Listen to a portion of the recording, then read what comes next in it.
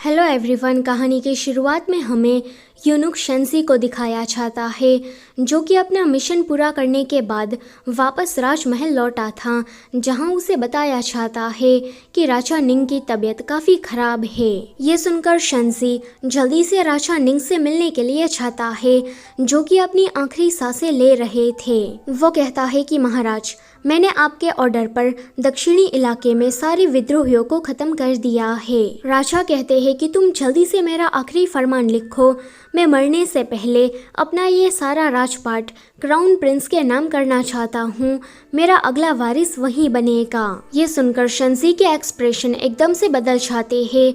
वो कहता है कि क्राउन प्रिंस जैसा वाहियात इंसान राजगद्दी पर बैठने के लायक नहीं। ये सुनकर राजा शॉक्ड हो जाते हैं कि वो कहता है कि 20 साल पहले जो इंसिडेंट हुआ था, महाराज क्या आपको वो याद है? राजा ये सुनकर डर जाते हैं एंड पूछते हैं कि आखिर में तुम कौन हो? फिर कहानी हमें 20 साल पहले की दिखाई जाती है, जहां इस राज्य में शिया फैमिली का राज हुआ करता था।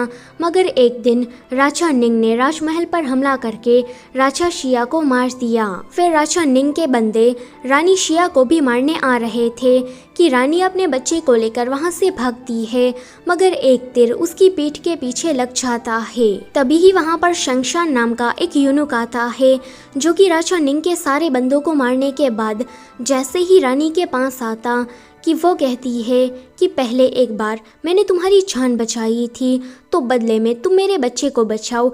इतना बोलकर रानी की मौत हो जाती है। यहाँ पर हमें ये दिखाने की कोशिश की गई है कि असल में वो छोटा बच्चा शेंसी है। राजा काफी शॉक्ड हो जाते हैं कि क्या तुम राजकुमार शिया हो? कि वो जोर से उसका हाथ खींचकर कहता है कि तुमने शिया फैमिली को मारकर राजगद्दी को छीना था, मगर तुम्हारे राजा बनने के बाद तुमने प्रजा के लिए कोई भी अच्छा काम नहीं किया। तुम्हारे जैसा बंदा राजगद्दी पर बैठने के लायक नहीं।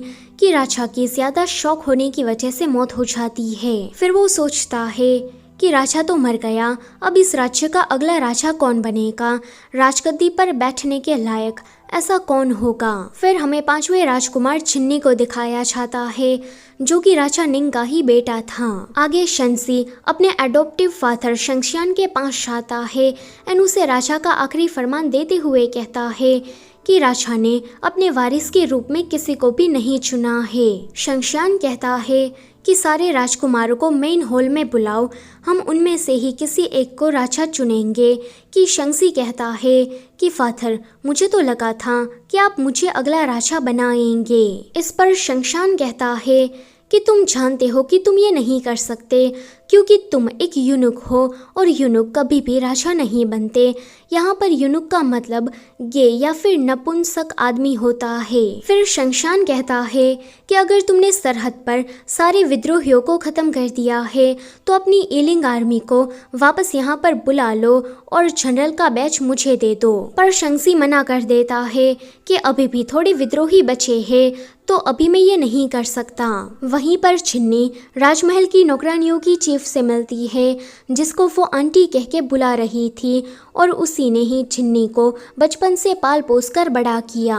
जिन्नी कहती है कि आंटी, मुझे ऐसा लगता है कि फादर मर चुके हैं। सारे राजकुमारों को मेन हॉल में बुलाया गया है ताकि अगले राजा का सिलेक्शन हो सके। आंटी कहती है कि तुम 20 सालों से लड़का बनकर रहती आ रही हो, अगर ये राज सभी को पता लग गया तो हमें मौत की सज़ा मिलेगी।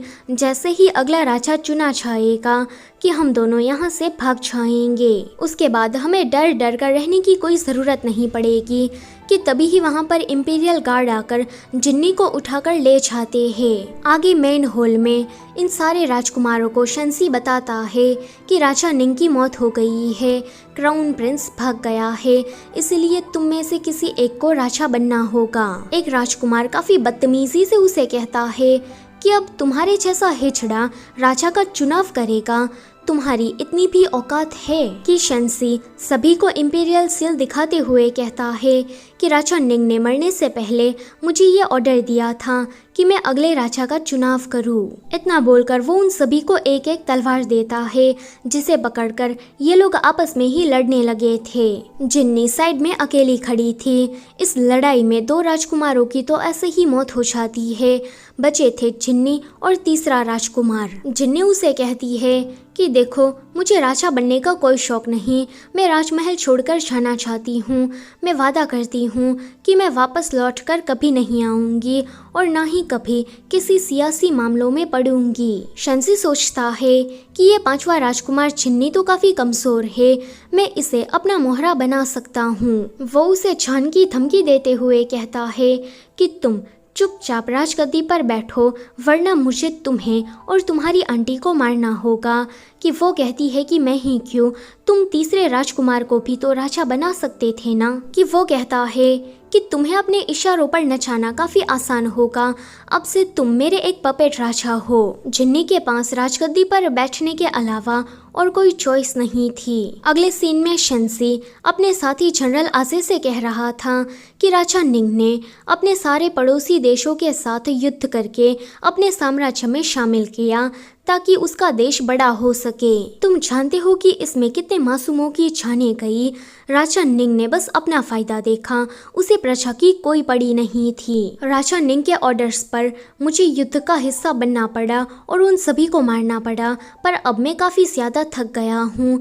जाकर इलिंग आर्मी को वापस बुला लो, अब से मैं कोई भी युद्ध करना नहीं चाहता। अगले दिन जिन्नी अपने बूब्स को छुपाने के लिए अपनी छाती पर पट्टियां बांध रही थी ताकि उसका राज किसी को पता ना चले कि वो एक लड़की है। उसके बाद वो राजा का कॉस्ट्यूम पहनकर राज दरबार में पहुंचती है, जहां पर उसे ऑफिशियली राजा बना दिया जाता है। फिर शंसी, जो कि राजा का पर्सनल यूनुक था, वो कहता है कि आज से शंशियान इंपीरियल एडवाइजर है, यानी कि जिन्नी को इस राज्य के सारे बड़े बड़े फैसले अब से इंपीरियल एडवाइजर शंशियान को पूछ कर ही लेने होंगे। ये सुनकर सारे मंत्री आपस में बातें करने लगते हैं कि ये तो राजमहल का मामूली सा यूनुक हुआ करता था और ये एकदम से इतनी ऊंची पोस्ट पर आ गया, ऊपर से ये तो एक नपुंसक है। शंशान को उनकी बातों से ज्यादा कोई फर्क नहीं पड़ता।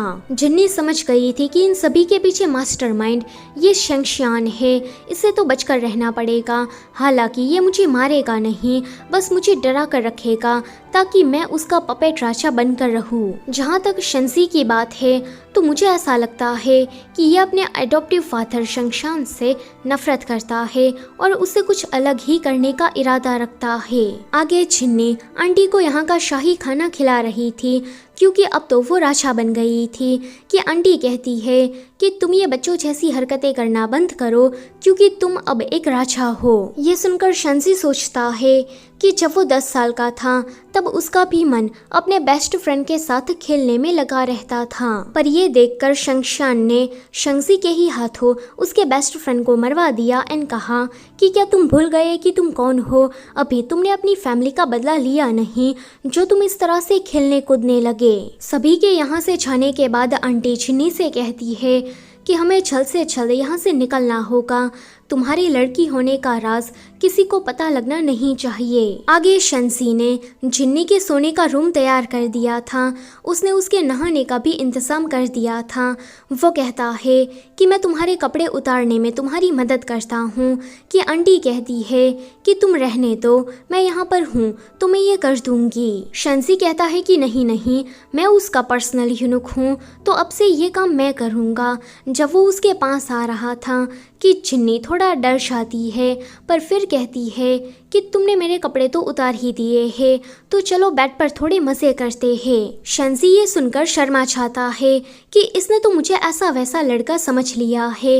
वो कहता है कि आंटी आप ही इसकी नहाने में मदद करिए, मुझे कुछ काम याद आ गया है तो मैं वहाँ पर जाता हूँ। आगे रात में सोने के टाइम पर शंसी को जिन्नी के ही सपने आ रहे थे, जहाँ पर वो कह रही थी कि मुझे तुम्हारे साथ सोना है। वो जल्दी से उठ जाता है कि उसे पता लग लगता है कि छिन्नी पर तो हमला हो गया।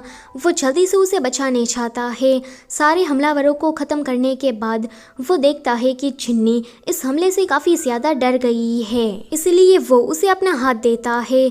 जब वो उसे टच करती है कि शंसी के दिल में कुछ कुछ होने लगता है। तभी ही वहाँ पर शंशियान आकर कहता है कि महाराज, मैं इसकी इन्वेस्टिगेशन करना चाहता हूँ कि आपके ऊपर किसने हमला किया, कि वो उसकी परमिशन दे देती है। अगले दिन जितने भी लोग कल के हमले में शामिल थे, शंशियान उसे मार रहा था कि शंसी जल्दी से जिन्नी की आंखें बंद कर लेता है कि तुम ये मत देखो वरना तुम डर जाओगी। फिर शंसी उसे बताता है कि ये सभी लोग क्राउन प्रिंस के साथ वफादार थे, तुम राजा बनी ये बात इन सभी को पसंद नहीं आई और कल इन लोगों ने तुम्हें मारने के लिए हमला किया। लेकिन जिन्नी को काफ़ी गिल्टी फील हो रहा था कि मेरी वजह से इतने सारे लोग मारे गए।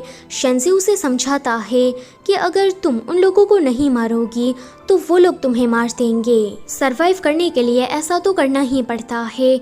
आगे वो उसे जब खाना देने चाहता कि वो देखता है कि छिन्नी तो आंटी के साथ यहाँ से भाग गई है। वो जल्दी से अपने सैनिकों को लेकर उसे ढूंढने चाहता है, पर पूरे कैपिटल में वो उसे नहीं मिलती।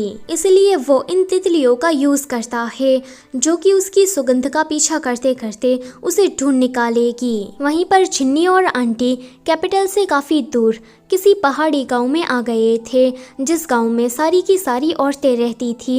यहाँ पर कोई मर्द नहीं था। वो लोग काफी अच्छे थे, जिस वजह से जिन्नी और आंटी को उस गांव में रहने की पनाह मिल जाती है। जिन्नी यहाँ पर देखती है कि ये औरतें अपना गुजारा चलाने के लिए काफी ज्यादा स्ट्रगल कर रही है, क्योंकि उस वक्त पर औरतों को बस चूल्हा संभालने का काम दिया जाता था, पैसे कमाने का नहीं। फिर भी जिन्नी को इस छोटे से गाँव में एक उम्मीद नजर आती है कि मैं यहाँ पर आंटी के साथ पूरी जिंदगी बिता सकती हूँ बिना किसी राजमहल की टेंशन लिए हुए। तभी ही एक तितली उसके पास उड़ती हुई आती है, जिससे शंसी को पता लग जाता है कि ये तो एक लड़की है। अभी वो काफी स्माइल कर रहा था ये जानकर कि ये तो सचमुच में एक औरत है। फिर वो उसके पास जाकर कहता है कि अगर तुमने मजे कर लिए हो तो राजमहल वापस चलो, वैसे तुम एक लड़की हो मुझे पता नहीं था।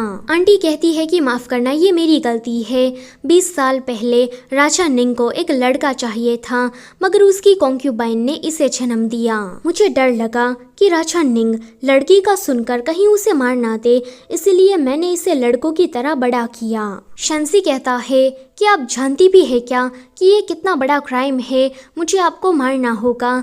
कि जिन्नी कहती है कि मैं तुमसे भीख मांगती हूँ, प्लीज आंटी को जाने दो, बदले में मैं तुम्हारी सारी बातें मानूंगी। शंसी कहता है कि तुम एक इज्जतदार राजा हो और इस तरह से एक मामूली सी नौकरानी के लिए मेरे सामने भीख मांग रही हो, तुमने सचमुच में मुझे निराश किया है। देखो, मुझे इस बात से कोई फर्क नहीं पड़ता कि तुम एक लड़की हो, तुम्हें अभी के अभी राजमहल में राजगद्दी को संभालने आना होगा, वरना मैं आंटी को मार दूंगा। अभी शंसी भले ही उसे डरा रहा हो, मगर वो सोच रहा था कि उसकी मदद से जिन्नी पक्का एक अच्छा राजा बनेगी। यहाँ पर वो उसे ये भी कहता है कि तुम्हारे लड़की होने का राज मैं सभी लोगों से छुपाए रखूंगा। आगे ये लोग वापस राजमहल आ गए थे, जहाँ पर शंशियान पूछता है कि महाराज आप कहाँ चले गए थे। कि वो कहती है कि मुझ पर हमला हो गया था ना, तो मैं डर के मारे यहाँ से भाग गई थी। ये सुनकर शंशियान को उस पर काफी ज्यादा गुस्सा आता है। जिन्नी उसे माफी मांगती है कि मैं आगे से ऐसा कुछ भी नहीं करूँगी, आप चाहे तो मुझे सजा दे सकते हैं। कि शंसी कहता है कि फादर आप इसे मार क्यों नहीं देते और मुझे अगला राजा बना दीजिए। शंशियान कहता है कि तुम ऐसा नहीं कर सकते। उसके जाने के बाद जिन्नी उसे मदद के लिए शुक्रिया कहती है। आगे अपने रूम में आने के बाद शंसी याद कर रहा था कि 10 साल पहले उसके अडॉप्टिव फादर ने उसके बेस्ट फ्रेंड को मरवा दिया था।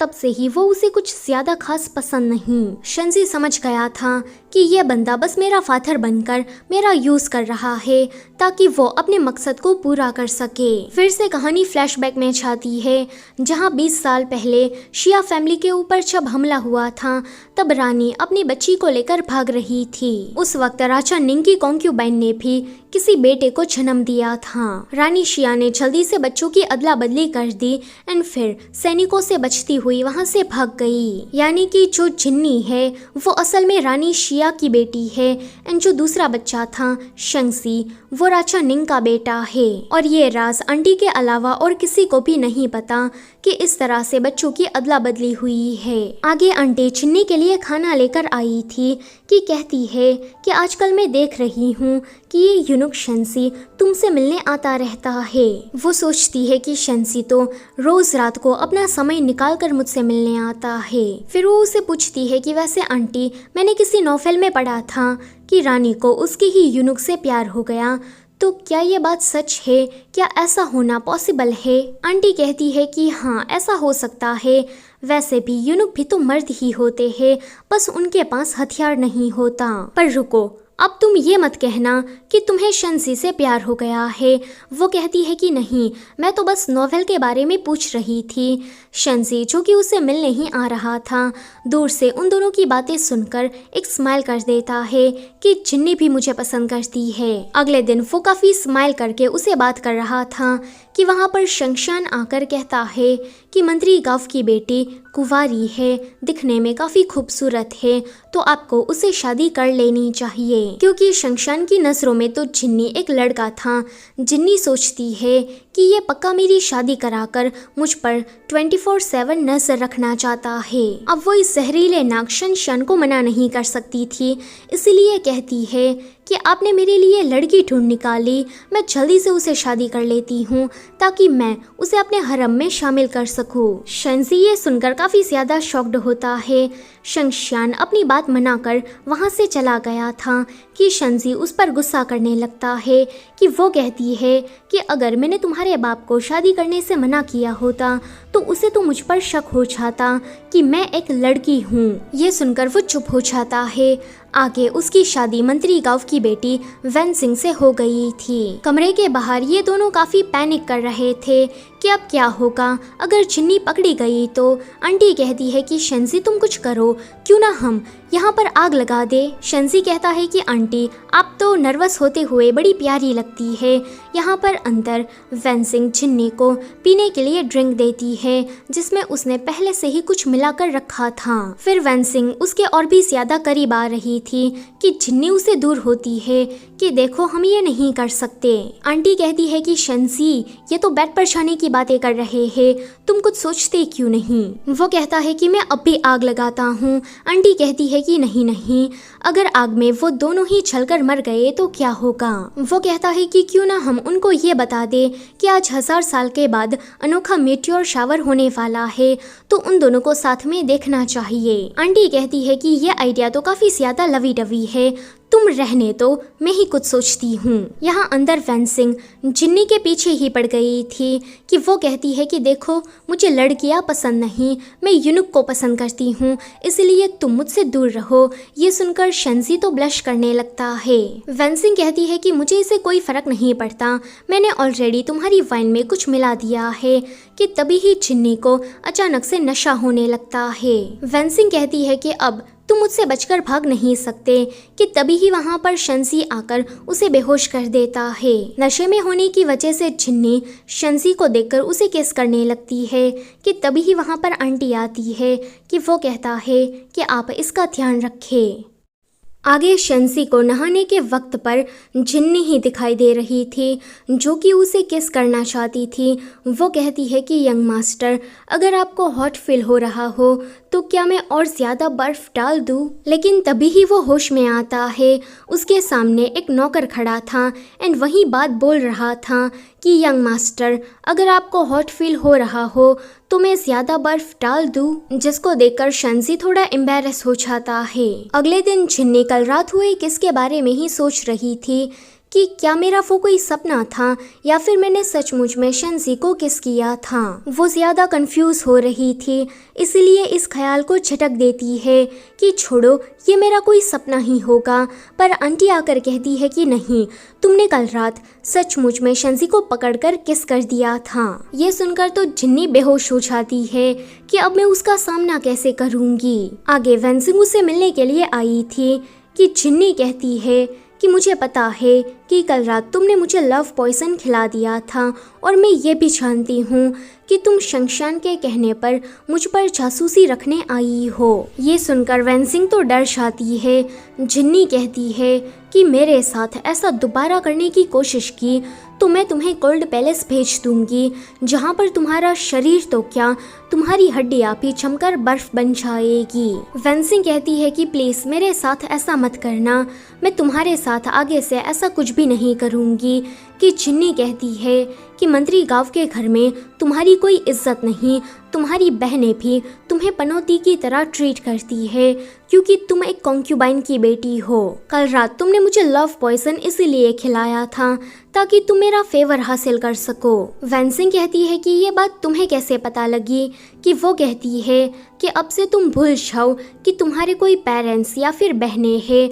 अब से तुम्हारी जिंदगी में सिर्फ और सिर्फ तुम्हारा ये पति है जो कि तुम्हें जितने पैसे चाहिए उतने देगा। बदले में तुम्हें मुझे तंग नहीं करना है और राजमहल में अच्छे से रहना है। अगर तुम्हें किसी दिन कंटाला आए तो तुम अपनी सौतेली माँ और बहनों को कोड़े मारने जा सकती हो। तुम्हारा ये पति इस देश का राजा है तो तुम पर पलटवार करने की हिम्मत तो कोई भी नहीं करेगा। अगर किसी दिन तुम्हें अकेलापन सताए तो तुम जितने चाहे उतने मर्दों को अपने पास बुला सकती हो, उनके साथ मजे कर सकती हो। तो बताओ तुम्हें ये डील कैसी लगी। कि वो कहती है कि बहुत बहुत ज्यादा अच्छी। डोंट वरी योर मैजेस्टी, आगे से मैं आपको परेशान नहीं करूंगी। एंड जहाँ तक उस सपोले शंशान की बात है तो मैं उसे अपने तरीके से हैंडल कर लूंगी। अगले सीन में वेंसिंग की पर्सनल मेड शंशान के पास जाकर उसे कहती है कि माफ करना, मेरी मैडम आपसे मिलने नहीं आ सकी क्योंकि महाराज ने कल पूरी रात उसे जगाए रखा तो अभी वो आराम कर रही है। शंशान कहता है कि ये राजा बाहर से तो काफी डरपोक दिखता है मगर बेड पर जंगली भेड़िया बन जाता है। फिर हम हुआ सेंग नाम के एक बंदे को देखते हैं। शंशान ने उसके मास्टर को मार दिया था। वो कहता है कि ये शंशान एक नंबर का कमीना है, लोगों पर जुल्म करता है। मैं इसका पर्दाफाश करके इसकी तानाशाही को हमेशा हमेशा के लिए खत्म कर दूंगा। हुआ सेंग जानता था कि जिन्नी को इसी ने राजगद्दे पर बिठाया है, बस ऐसे ही नाम का राजा बनाने के लिए, फॉर्मेलिटी के लिए। बाकी इस राज्य का सारा कंट्रोल तो इस सपोले शंशान के हाथ में है। हुआ सेंग जिन्नी के पास जाकर उसे कहता है कि किसी गांव में 36 लोग मारे गए हैं तो मुझे इसकी इन्वेस्टिगेशन करनी है, आप मुझे इसकी परमिशन दे। वैसे हुआ सेंग राज दरबार का एक मंत्री था। जिन्नी जब उस गांव का नाम सुनती है कि काफ़ी शॉक्ड हो जाती है क्योंकि ये वही जगह थी जहाँ पर जिन्नी ने सोचा था कि वो अपनी पूरी जिंदगी यहीं पर ही बिता देगी। हुआ सेंग बताता है कि वहाँ पर रहने वाली 36 की 36 औरतें मारी जा चुकी है। जिन्नी जानती थी कि वो सारी औरतें अपना गुजारा चलाने के लिए कितना स्ट्रगल करती थी। अब वो भी हुआ सिंह के साथ इस इन्वेस्टिगेशन में जुड़ जाती है। जब वो उस गांव में पहुंचती है कि वहां पर कोई भी जिंदा नहीं था, ये देखकर उसे काफी दुख होता है। शंसी भी उसके साथ आया था। इन्वेस्टिगेशन करके पता लगता है कि इन सभी को तो शंशान के ही किसी रिश्तेदार ने मारा है। शंसी ये जानकर सोचता है कि अगर जिन्नी ने उस बंदे को सजा देने की कोशिश की तो फादर को गुस्सा आ जाएगा और क्या पता वो गुस्से में ही जिन्नी को मार दे। मुझे ऐसा नहीं होने देना है, मुझे कुछ ऐसा करना है जिससे सांप भी मर जाए और लाठी भी ना टूटे। अगले सीन में हुआ सिंह ने उस बंदे मिंगहाओ को अरेस्ट कर लिया था कि वो कहता है कि शंसी, मैं तुम्हारा अंकल हूँ, तुम इस तरह से मुझे जेल में नहीं डाल सकते। अगर तुम्हारे फादर को पता लगा तो वो तुम पर गुस्सा करेंगे। हुआ सिंह कहता है कि तुम चिल्लाना बंद करो, तुमने गुनाह किया है, कोई महान काम नहीं, और तुम शंशान का नाम लेकर हमें डराने की कोशिश मत करो। कानून की नजरों में सब बराबर है, तुमने गलती की है तो तुम्हें सजा तो जरूर मिलेगी। मिंगहाओ कहता है कि क्या तुम्हें पता है कि इस देश का असली राजा कौन है? वो मेरा कजिन ब्रदर शंशान है। अगर उसे पता लगा कि तुम जैसे मामूली से ऑफिसर ने मुझे अरेस्ट किया तो वो तुम्हें जिंदा नहीं छोड़ेगा। हुआ सिंह कहता है कि देखो, तुमने 36 लोगों की जानें ली है, इसलिए उछलना बंद करो, जल्दी ही तुम मरने वाले हो, तो उल्टी गिनती गिनना शुरू कर दो। आगे शंसी शंशान के पास जाकर मिंगहाओ के बारे में उसे सारी बातें बताता है कि वो कहता है कि वो साला मेरा नाम लेकर कुछ ज्यादा ही उछल रहा है, उसे तो सबक सिखाना पड़ेगा। तुम जो चाहे उसके साथ वो कर सकते हो, पर याद रखना मिंग हाओ मेरा एक लौता कजिन है। अगर उसे मौत की सजा हुई तो जिस किसी ने भी उसे मारा होगा मैं उसे जिंदा नहीं छोड़ूंगा, फिर चाहे वो राजा हो या फिर तुम हो। ये सुनकर शंजी तो समझ जाता है कि यह बंदा बहुत ही ज्यादा चालाक है, इस तरह की बातें करके मुझे दबाना चाहता है। जिन्नी जो कि इस केस को लेकर काफी सीरियस हो गई थी, शंजी उसके पास आकर उसे काफी रूड होकर बात करता है कि तुम इस केस को यहीं पर ही रफा दफा कर दो और मिंग हाओ को जाने दो, तुम मेरे फादर से बच नहीं पाओगी। शंजी ने उसे ऐसा इसलिए कहा था क्योंकि अगर जिन्नी ने आवेश में आकर उसे मौत की सजा सुना दी तो ये शंगशान उसे नहीं छोड़ेगा। जिन्नी सोचती है कि पहले इसने मेरा साथ देने का वादा किया था, अब ये अचानक से अपने फादर के पास क्यों चला गया। फिर वो कहती है कि मैं ही कुछ ज्यादा सोच रही थी, ये आखिर में अपने फादर का ही बेटा है। वो आंटी को कहीं दूर रहने के लिए भेज देती है ताकि वो सेफ रह सके और शंजी आगे से आंटी को लेकर उसे धमका ना सके। आगे शंगशान ने हुआ सेंग के ऑफिस पर आग लगाकर सारे सबूतों को मिटाने की कोशिश की थी, मगर हुआ सेंग यहाँ पर हार नहीं मानता। अगले ही दिन वो इस पूरे मामले को राज दरबार में रखता है कि उस गांव की एक औरत अपने पैरों पर निर्भर होना चाहती थी। वो अपने हाथों से बनाई चीजों को बेचने के लिए इस मिंग हाओ के पास गई ताकि ये बंदा उसकी थोड़ी मदद कर सके, मगर इसने उसकी मदद करने की जगह पर अपनी हैवानियत दिखाई। उसके साथ जबरदस्ती रात गुजार कर उसे मार दिया एंड फिर उसे खुदकुशी दिखाने की कोशिश की। जब बाकी की गांव की औरतों ने इसका विरोध किया तो इस मिंग हाओ ने उन सभी को मार दिया एंड वो टोटल 36 लोग थे। अब अपना नाम सामने आता देखकर ये चालाक लोमड़ी सारा ब्लेम अपने साथी पर डाल देता है कि मुझे तो इसके बारे में कुछ भी पता नहीं था, ये सारा काम तो इसने किया है, वो भी मेरी गैर मौजूदगी में। लेकिन तभी ही वहाँ पर उस गांव की एक औरत आकर उसके खिलाफ गवाही देती है कि ये सब कुछ तो इसने किया है। हुआ सेंग के पास इसके बहुत सारे सबूत थे जिस वजह से शंगशान उसे बचा नहीं पाता। जिन्नी सारे सबूतों को देखकर उसे मौत की सजा सुनाती है कि ये कहता है कि शंगशान तुमने मेरी मदद ना करके बहुत बड़ी गलती कर दी, अब मैं मर रहा हूँ तो मैं तुम्हें साथ में लेकर मरूंगा, मैंने बुरे काम किए हैं तो तुम भी कुछ कम नहीं। इतना बोलकर वो जैसे ही शंगशान का भंडा फोड़ने चाहता कि शंजी उसे ऑन द स्पॉट तलवार मारकर खत्म कर देता है। आगे एक मंत्री सामने आकर कहता है कि इन औरतों की जिंदगी तो सचमुच में मुश्किल है, जब तक कुंवारी है तब तक उसे फादर के मुताबिक चलना पड़ता है, शादी के बाद पति के एंड फिर जब वो बूढ़ी हो जाए तब उसे बेटे बहू का सहारा लेना पड़ता है, उसके ऑर्डर्स मानने पड़ते हैं। जिन्नी उसकी बात सुनकर एक नया कायदा बनाती है कि अब से औरतें और मर्द समान कहलाएंगे, कोई भी औरतों की तरफ नीची नजरों से नहीं देखेगा, अब से वो भी बाहर जाकर पैसे कमाएगी और खुद पर निर्भर रहेगी। सारे मंत्री उसकी ये बात सुनकर उसकी वाहवाही कर रहे थे, पर शंगशान को ये चीज बिल्कुल भी पसंद नहीं आती। वो सोचता है कि इसने मुझसे बिना पूछे इतना बड़ा फैसला कैसे ले लिया, इसके अंदर इतनी हिम्मत आ कहां से गई। अगले दिन किसी ने नगर में अफवाह फैला दी थी कि शंगशान अभी काफी ज्यादा गुस्से में है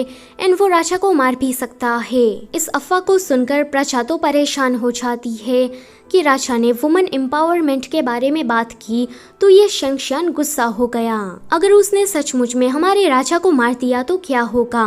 शंगशान काफी गुस्से से उसके पास आकर कहता है कि तुमने मुझे बदनाम करने के लिए काफी अच्छा प्लान बनाया है। कि वो कहती है कि तुम ये कैसी बातें कर रहे हो, मैंने कुछ नहीं किया। शंगशान कहता है कि ना छाड़ने का नाटक मत करो, तुम भूलो मत कि मैंने ही तुम्हें राजा बनाया तो मैं तुम्हें राजगद्दी से निकलवा भी सकता हूँ। प्रजा में इस तरह से अफवाह फैलाकर क्या तुम मुझे सभी के सामने गुंडा और खुद को हीरो दिखाना चाहती हो। इतना बोलकर वो उसे कोई जहर खिला देता है जिस वजह से उसका दिल धीरे धीरे करके ठंडा पड़ जाएगा एंड वो मर जाएगी। तभी वहाँ पर शंजी आकर कहता है कि आपने ये क्या किया, जल्दी से मुझे इस जहर की दवाई दे दीजिए, अगर अभी ये मर गई तो वो अफवाह तो सच हो जाएगी कि आप राजा को मारना चाहते हैं। अगर ऐसा हुआ तो प्रजा के साथ साथ सारा मंत्रीगण आपका विरोध करेगा और आपको मारना चाहेगा। शंशान कहता है कि क्या तुम इसे बचाना चाहते हो? क्या तुम अब इसकी साइड हो गए हो? कि वो कहता है कि नहीं फादर, मुझे आपकी फिक्र है। ये सुनकर शंशान उसे दवाई देकर वहाँ से चला जाता है। फिर हमें पता लगता है कि ये अफवाह फैलाने वाला तो शंजी था। वो जानता था कि मिंघाओ के मरने के बाद ये पक्का जिन्नी को नहीं छोड़ेगा, इसलिए उसने इस अफवाह को हथियार की तरह यूज किया और जिन्नी की जान बचाई। अगले दिन जब उसे होश आता कि शंशान उसे कहता है कि शुक्र मनाओ कि मैंने तुम्हें मारा नहीं। अगर आगे से हुआजेंग के साथ मिलकर तुमने मेरे खिलाफ कुछ भी करने की कोशिश की तो मैं तुम्हें नहीं छोड़ूंगा। जिन्नी की एकमात्र कमजोरी उसकी आंटी ये उसे ही पकड़कर लाया था एंड कहता है कि अब तो ये औरत मुझे काफ़ी पसंद आ गई है, मैं इसे शादी करना चाहता हूँ।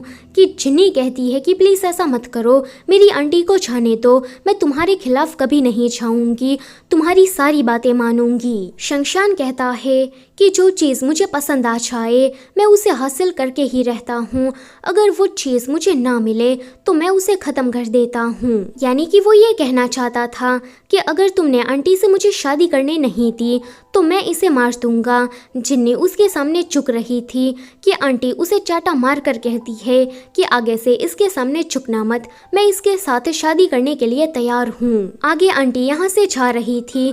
जाने से पहले उसने जिन्नी को गिफ्ट में लड़कियों के कपड़े दिए थे एंड कहा था कि तुम मेरी फिक्र बिल्कुल भी मत करना, तुम जो करना चाहती हो वो करना। आंटी के जाने के बाद जिन्नी अकेले बैठकर ड्राइंग कर रही थी क्योंकि वो जानती थी कि शंशान के घर में आंटी को जरूर टॉर्चर किया जाएगा। तभी ही शंजी उसके पास आता है कि जिन्नी कहती है कि मैं और आंटी तो राजमहल से भागकर कहीं दूर जाकर रहने वाले थे, मगर तुम हमें यहाँ पर वापस लेकर आए। तब तो तुमने कहा था कि तुम मुझे हमेशा ही बचा कर रखोगे, मेरा साथ दोगे, मगर अभी मुझे तुम्हारे साथ की सबसे ज्यादा जरूरत थी। तब तुम कहाँ थे? तुमने अपने फादर के खिलाफ कुछ क्यों नहीं बोला? कहीं ऐसा तो नहीं कि शुरुआत से ही तुम अपने फादर की साइड थे और मेरा साथ देने का बस नाटक कर रहे थे? शंजी, मुझे तुम्हारे मुंह से सचमुच में ये जानना है कि तुम मुझे पसंद करते हो या नहीं। कि वो कहता है कि मैं तुम्हें पसंद नहीं करता, मेरे दिल में तुम्हारे लिए कुछ भी नहीं। ये सुनकर उसका तो दिल टूट जाता है। वो कहती है कि अच्छा मैं समझ गई, तुम शुरुआत से ही अपनी फादर की साइड थे, तुम दोनों ही बाप बेटे एक जैसे हो। पर शंसी याद रखना, एक दिन तुम्हें इस बात का पछतावा होगा कि तुमने मेरा साथ क्यों नहीं दिया। फिर 1 महीना ऐसे ही बीत जाता है। इन 1 महीने में जिन्नी ने शंशान की सारी बातें मानी थी, उसकी हाँ में हाँ मिलाई थी। अभी राज दरबार में कोई मंत्री कहता है कि काफ़ी दिनों से तेज बारिश की वजह से किसी गांव में बाढ़ आ गई है। वहां के लोगों के पास खाने पीने का सामान, कपड़े, रहने के लिए छत नहीं। जिन्नी शंशान से कहती है कि इंपीरियल एडवाइजर आप ही बताइए कि मुझे इसमें क्या करना चाहिए।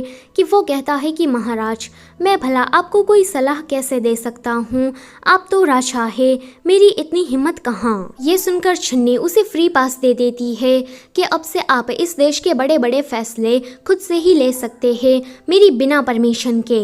ये चीज़ वहाँ खड़े किसी भी मंत्री को पसंद नहीं आती, मगर ये तो बड़ा ही खुश था। अपने कमरे में आने के बाद जिन्नी सोचती है कि शंशान, तुमने जो करना था वो तुमने कर दिया, अब मेरी बारी है। आगे वो हुआजेंग के साथ किसी जगह पर जाती है जहाँ पर बहुत सारे मंत्री आए थे एंड वो सभी के सभी जिन्नी का साथ देना चाहते थे और शंशान के खिलाफ लड़ना चाहते थे। उनमें से एक मंत्री कहता है कि अगर ऐसे ही शंशान की तानाशाही चलती रही तो वो पक्का हमारे देश को कंगाल बनाकर छोड़ेगा, हमारा देश उसके रहते हुए कभी भी समृद्ध नहीं हो पाएगा। दूसरा कोई मंत्री कहता है कि किसी गांव में प्लेग रोग फैल गया था, हमने शाही खजाने में से कुछ पैसे भेजे थे बीमार लोगों की मदद करने के लिए, मगर उस साले शंशान ने वो सारे पैसे अपनी तिजोरी में रख लिए। और ऐसा उसने एक बार नहीं काफी बार किया है।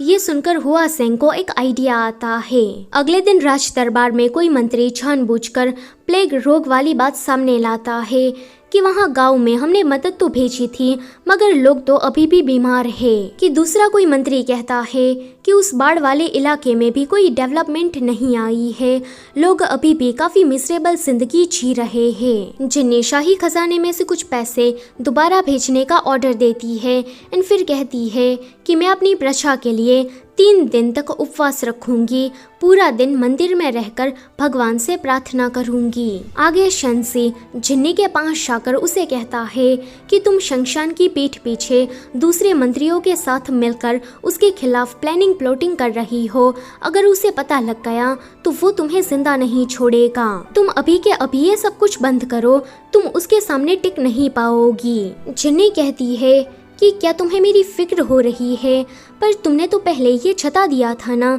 कि तुम अपने फादर की साइड हो। अभी तुम ऐसी बातें करके मेरी भी साइड आना चाहते हो। तुम्हारे जैसे डबल साइड रहने वाले लोग मुझे बिल्कुल पसंद नहीं। रात में हम देखते हैं कि लोगों की मदद के लिए जो फंड गांव में जाने वाला था उन सभी को ये शंशान अपनी तिजोरी में रखवा रहा था कि रात में ही कुछ डाकुओं का हमला हो जाता है, जिसे देखकर शंशान काफी घबरा गया था कि अगर उन डाकुओं ने वापस से मेरी तिजोरी का सारा पैसा लूट लिया तो क्या होगा। इसीलिए वो अपने सारे पैसों को किसी और जगह शिफ्ट करने के बारे में सोचता है। दरअसल में वो डाकुओं का हमला जिन्नी ने ही करवाया था ताकि शंशान डर के मारे अपना सारा पैसा शिफ्ट करने के लिए भेजे और रास्ते में ही वो उन सारे पैसों को लूट ले। ऐसा करके जिन्नी उसे फाइनेंशियली कमजोर बनाना चाहती थी। आगे जिन्नी अपनी प्रजा की सलामती के लिए प्रार्थना करने के लिए चली जाती है। वो भूखी प्यासी घुटनों के बल बैठी थी। ये देखकर शंसी रात में ही उसके लिए खाना भिजवाता है। वो इस खाने को देखकर समझ गई थी कि ये काम पक्का शंसी का होगा। आगे शंशान के ऑर्डर पर शंसी उन सारे पैसों को कहीं और शिफ्ट करने जा रहा था कि बीच रास्ते में ही मिजरेबल लोग आकर वो सारा पैसा लूटकर चले जाते हैं। 3 दिन पूरे हो गए थे। जिन्नी अपनी प्रार्थना पूरी करने के बाद शंशान से मिलने जाती है कि वो शंसी और बाकी सारे लोगों को मार रहा था कि उन गांव वालों ने मेरे पैसे लूट लिए और तुम लोग खड़े खड़े तमाशा देखते रहे। वो शंसी से कहता है कि तुम जानती भी हो क्या, वो मेरे पिछले 20 सालों की कमाई थी और तुमने उसे एक ही रात में गवा दिया। वो काफी गुस्से में पूरा सठिया गया था एंड सभी को जान से मारने वाला था कि जिन्नी आकर कहती है कि तुम ये क्या कर रहे हो। वो तो गुस्से में जिन्नी को भी मार देता है कि जिन्नी कहती है कि तुम्हें अचानक से हो क्या गया, तुम इस तरह का बर्ताव क्यों कर रहे हो। कि तभी ही वहाँ पर आम जनता से एक लेटर आता है जिसमें लोगों ने इंपीरियल एडवाइजर शंशान को थैंक यू कहा था कि तुमने अपनी तिजोरी का सारा पैसा हमें दान में दे दिया। जिन्नी कहती है कि तुमने तो काफी अच्छा किया, मैं जानती नहीं थी कि तुम इतने बड़े दानवीर निकलोगे। वो और भी ज्यादा उसे मक्खन लगा रही थी कि शंशान की तो बोलती ही बंद हो जाती है एंड फिर वो वहाँ से चला जाता है। जिन्नी ने ऐसा करके इन सभी लोगों को शंशान के गुस्से से बचा लिया था। जिन्नी जैसे ही बेहोश होने जाती कि शंसी उसे पकड़ लेता है। अगले सीन में डॉक्टर ने उसके घाव पर पट्टियां बांध दी थी। वो कहते हैं कि इसका बुखार भी जल्दी ही चला जाएगा। वो पूछता है कि जिन्नी क्या तुम्हें दर्द हो रहा है, कि वो कहती है कि मुझे दर्द हो रहा है या फिर नहीं, इससे तुम्हें क्या, तुम तो अपनी फादर की साइड थे ना, तो वहाँ पर जाओ, मुझे तुम्हारी शक्ल नहीं देखनी। वो कहता है कि अगर शंशान को पता लग गया कि उसको कंगाल बनाने के पीछे तुम्हारा हाथ है तो सोचो वो तुम्हारा क्या हश्र करेगा। जिन्नी कहती है कि उसके पैसे आम जनता ने लूटे थे, अब वो आम जनता को तो मारने नहीं जाएगा, अगर वो ऐसा करेगा भी तो पूरा देश उसके खिलाफ चला जाएगा। जहाँ तक उन सारे पैसों की बात है तो शंशान ने आम जनता के पैसे लूटे थे तो आम जनता ने उसके पैसे लूट लिए, यानी कि आखिर में जो चीज़ जिसकी थी वो उसे मिल गई। वो कहता है कि तुम तो बहुत ही ज़्यादा चालाक बन गई हो, मैंने कभी नहीं सोचा था कि तुम इतना ज़्यादा बदल जाओगी। वो कहती है कि वो तुम ही थे जिसने मुझे पहले छोड़ा, मेरी अच्छाई का फ़ायदा उठाया, जिस वक्त मुझे तुम्हारी सबसे ज़्यादा ज़रूरत थी तब तुमने अपने हाथ खड़े कर लिए, मेरी मदद नहीं की। तुमने ही मुझे ऐसा बनने पर मजबूर किया। अभी तुम ऐसी बातें करके ज्यादा भोला बनने का नाटक मत करो कि तभी ही अचानक से वो उसे किस कर देता है। वो उसे कहती है कि क्या तुम ऐसा करके मेरी साइड होना चाहते हो, पर अब मुझे तुम्हारी कोई ज़रूरत नहीं। अगले दिन वो उसे माफ़ी मांगने आया था कि मैंने उस दिन तुम्हारा साथ ना देकर बहुत ही बड़ी गलती कर दी। अब मुझे पछतावा हो रहा है। प्लीज़ तुम मुझे माफ़ कर दो और अपनी गलती सुधारने का एक मौका दो। फिर वो कहता है कि 2 दिनों के बाद तुम्हारा जन्मदिन आने वाला है, तो उस दिन मुझे तुमसे सारी बातें क्लियर करनी है, तो क्या तुम अकेले में मुझसे मिलने आओगी?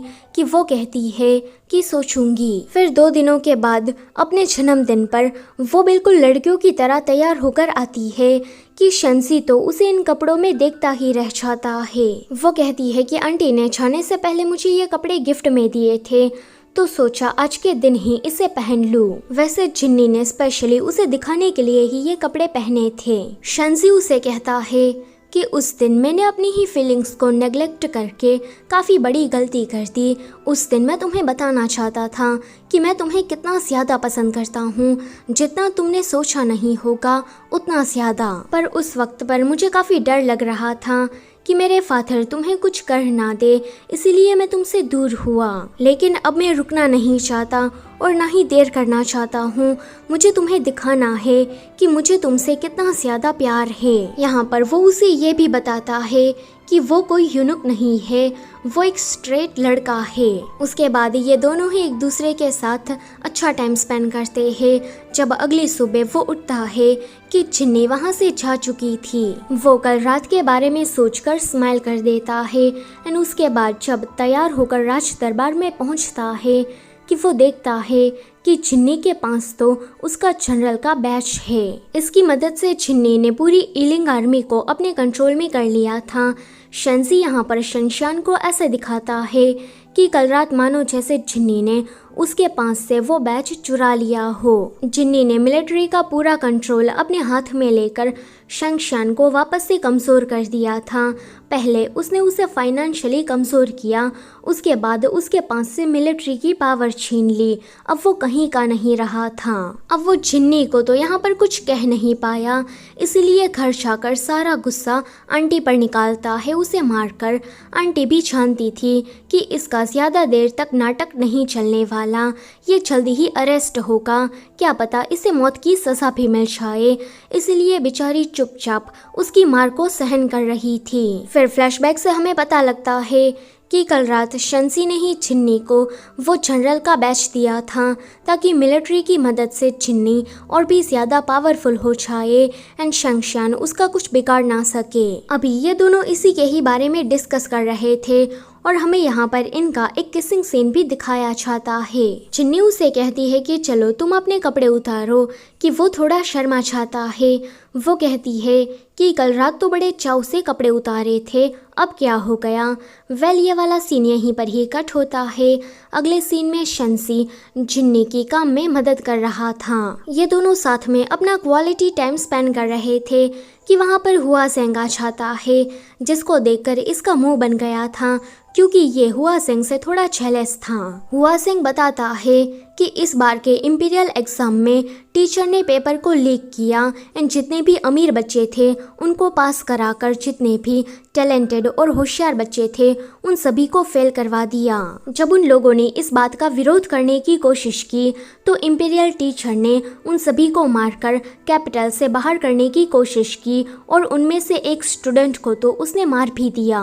जो ये इंपीरियल टीचर है वो शंशान के अंडर काम करता है, वो उसी का ही चमचा है, इसलिए इतने बुरे काम करने पर भी डर नहीं रहा। जिन्नी कहती है कि सारे सबूतों को ढूंढकर उस टीचर को सजा दो, मैं तुम्हें पूरी छूट देती हूँ। आगे हुआ सेंग ने उस टीचर को अरेस्ट कर लिया था, मगर ये सारे सबूत होने के बावजूद अपने गुनाह को कबूल नहीं कर रहा था कि हुआ सेंग उसे चपेड़े मार मार कर उसकी अकल ठिकाने लगाता है। अब शनशान को यहाँ पर पता लग जाता है कि उसका सौतेला बेटा शंसी अब उसके खिलाफ हो गया है एंड हुआजेंग के साथ मिलकर उसका भंडा फोड़ने के बाद उसे मारना चाहता है। वो कहता है कि शंसी, आखिर में तुमने मुझे धोखा दे ही दिया।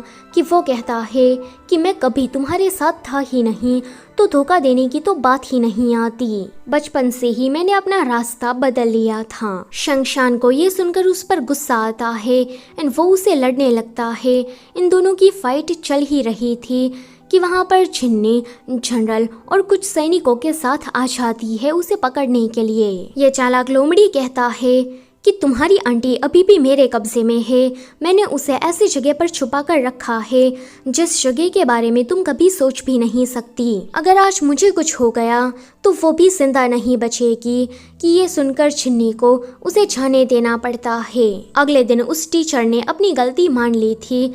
जिन्नी उसे मौत की सजा सुनाती है कि ये शंशान का टट्टू था, जिस वजह से इसने सही गलत की परवाह ना करते हुए बस अपनी मनमानी की और ये दूसरों को हर्ट करता गया। इसे तब तक मारो जब तक ये मर ना जाए। उसके बाद वो शंशान को भी उसके इंपीरियल एडवाइजर के पद से निकाल देती है कि अब से वो एक मामूली आदमी है। आगे शंसी उसे कहता है कि शंशान चुप बैठने वालों में से तो नहीं है, वो पक्का बगावत करेगा। कि वो कुछ सोचने लगती है। शंशान के कुछ वफादार आदमी रात में ही राजमहल पर हमला कर देते हैं। वो यहाँ पर छिन्नी को मारने आए थे, मगर छिन्नी इस हमले को डॉज करने के लिए बिल्कुल तैयार थी। सारे इंपीरियल गार्ड्स उन सभी को मारने के बाद शंशान को पकड़ लेते हैं, मगर ये खुद के बचाव में आंटी को हॉस्टेज बनाता है कि अगर तुमने मुझे जाने नहीं दिया तो मैं इसे मार दूंगा। मगर वो चारों तरफ से इंपीरियल गार्ड से घेरा हुआ था। वो समझ जाता है कि अब बचने का कोई चांस नहीं, इसलिए वो आंटी को मार देता है। कि सारे गार्ड्स उसे पकड़ लेते हैं कि ये कहता है कि जो ये शंसी है वो राजा शिया का बेटा है। ये सुनकर वहाँ खड़े सारे लोग काफी ज्यादा शॉक्ड हो जाते हैं। आगे इन लोगों ने शंशान को अरेस्ट कर लिया था। आंटी अभी अपनी आखिरी सांसें ले रही थी कि छिन्नी जल्दी से डॉक्टर को बुलाने जाती है। वो शंसी से कहती है कि तुम असल में 5वें राजकुमार हो और छिन्नी राजा शिया की बेटी है। आंटी सच्चाई बताने के बाद मर जाती है।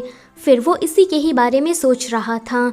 वो इस बात की इन्वेस्टिगेशन भी कराता है कि उसे पता लगता है कि आंटी झूठ नहीं बोल रही थी। फिर वो शंशान से जेल में मिलने जाता है एंड उसे मारकर कहता है कि मैं तुम्हारी कब्र ऐसी जगह पर बनाऊंगा जहाँ पर कोई आता जाता ना हो। मरने के बाद भी तुम्हें कोई याद नहीं करेगा। तुम याद रखना कि तुम एक कुत्तों की मौत मरे हो। शंशान को मारने के बाद वो छिन्नी के पास आता है एंड सीधा उसे किस कर देता है। वो कहती है कि आज तुम्हें मुझ पर बड़ा प्यार आ रहा है। कि वो कहता है कि क्यों ना हम साथ में थोड़े मजे कर ले। अगले दिन जब वो राज दरबार में जाती है कि सारे मंत्री उसे कह रहे थे कि शंसी शंशान का बेटा है, तो वो भी अपने बाप की ही तरह निकलेगा। शंशान तो मर गया तो हमें शंसी को भी मार देना चाहिए। क्या पता वो अपने ही बाप की तरह फिर से राजा को पपेट बनाने की कोशिश करे। जिन्नी उन सभी को समझाने की कोशिश करती है कि शंसी अपने बाप से काफ़ी ज़्यादा अलग था। उसने शुरुआत से ही उसका साथ दिया, कभी भी उसका फ़ायदा नहीं उठाया। लेकिन कोई भी मंत्री उसकी बात नहीं सुन रहा था। वो लोग बस यही कहे जा रहे थे कि शंसी बिल्कुल शंशान जैसा है। पहले हमने देखा था कि वो किस तरह से शंशान के सारे ऑर्डर्स को मानता था। कोई तो ये भी कह देता है कि तुम शंसी को मौत की सजा दो, वरना हम सभी लोग भूख हड़ताल करेंगे और कोई भी काम नहीं करेंगे। लेकिन जिन्नी उन लोगों की बात मानने से मना करती है कि मैं शंसी को कोई भी सजा नहीं दूंगी। जब वो वापस आती है कि काफ़ी परेशान थी। आज जो कुछ भी राज दरबार में हुआ, शंसी को उसके बारे में सब कुछ पता था। जिन्नी उसे कहती है कि मुझे तुमसे आज ही शादी करनी है, कि वो उसे मना नहीं करता। आगे शादी करने के बाद ये लोग अपने बच्चों की प्लानिंग कर रहे थे। लेकिन अगले ही दिन राजमहल में सारे मंत्रियों ने भूख हड़ताल शुरू कर दी थी कि कोई मंत्री किसी औरत को लेकर आता है जो कि पहले पैलेस में ही काम किया करती थी। उसे शंसी और चिन्नी की सच्चाई के बारे में पता था कि चिन्नी एक लड़की है और शंसी वो एक लड़का है और 5वां राजकुमार है। वो कुछ बोल नहीं चाहती कि शंसी उसे मार देता है, जिस वजह से उसे जेल की सजा हो जाती है। अगर आज शंसी ने उस औरत को सच्चाई बताने दी होती तो सभी को पता लग जाता कि चिन्नी लड़की है और कोई भी इस सच को पचा नहीं पाता कि एक लड़की राजा बनकर इस पूरे देश को चला रही है। इसलिए शंसी ने उस औरत को मारना ही जरूरी समझा। जिन्नी उसे सच्चाई जानने आती है कि बताओ तुमने उसे क्यों मारा, क्या कोई ऐसी बात है जो कि तुम मुझसे छुपा रहे हो, मगर वो उसे कुछ भी नहीं कहता। पर फिर वो कहता है कि मैंने उस मासूम औरत को मार दिया तो तुम मुझे मौत की सजा दे दो। ऐसा करने पर कोई भी मंत्री तुम्हारे खिलाफ नहीं जाएगा और तुम इस देश को अच्छे से चला पाओगी। मैं जानता हूँ कि तुम एक अच्छी वाइस राजा बनोगी। जिन्नी सोचती है कि शंसी ने मरने का फैसला किया है तो जरूर इसके पीछे उसका कोई रीजन होगा। जिन्नी ये भी जानती थी कि ये मुझे बचाने के लिए ही ये सब कुछ कर रहा है। आगे शंसी को मौत की सजा हो जाती है। फिर कहानी हमें सीधा 1 साल के बाद की दिखाई जाती है, जहाँ पर जिन्नी अब पहले से बहुत ही ज्यादा पावरफुल हो गई थी। वो लड़कियों के कपड़े पहनकर राज दरबार में पहुँचती है कि सारे मंत्री उसे देखकर शॉक्ड हो जाते हैं कि हमारे देश का राजा तो एक औरत है। कुछ मंत्री थे जो कि उसका अपोज करते हैं कि तुमने हमसे ये सच्चाई छुपाई है, तुम झूठी हो, तुम राजा बनना डिजर्व नहीं करती। मगर ज्यादातर लोग उसके सपोर्ट में ही खड़े थे कि हमें कोई फर्क नहीं पड़ता कि ये लड़का है या फिर लड़की है, अगर वो एक अच्छा राजा है, देश की प्रजा उससे खुश है तो हमें इससे कोई आपत्ति नहीं। बहुत सारे लोग जिन्नी के साथ थे कि जितने भी लोग अपोज कर रहे थे उनकी बोलती बंद हो जाती है। आगे जिन्नी के पास शंसी आता है। वो कहता है कि मैंने तुम्हें लेकर एक ऐसे ही राज्य का सपना देखा था। तुम एक बहुत ही ज्यादा अच्छी फीमेल एम्परर हो, हमेशा ही ऐसे ही रहना। इतना कहकर वो गायब हो जाता है, यानी कि वो बस उसकी एक इमेजिनेशन थी। वो कहती है कि शंसी, मैंने तुम्हारी जान की कुर्बानी जाया नहीं जाने दी। इस देश की समृद्धि देखकर क्या तुम खुश हो? इसी के साथ ये ड्रामा यहीं पर ही खत्म होता है। वैसे ये पूरा ड्रामा वुमेन एम्पावरमेंट पर था। आपको ये कैसा लगा मुझे कमेंट में ज़रूर बताना, और वीडियो पसंद आई है तो उसे लाइक करना और चैनल पर नए हो तो उसे सब्सक्राइब भी करते जाना। Thank you for watching.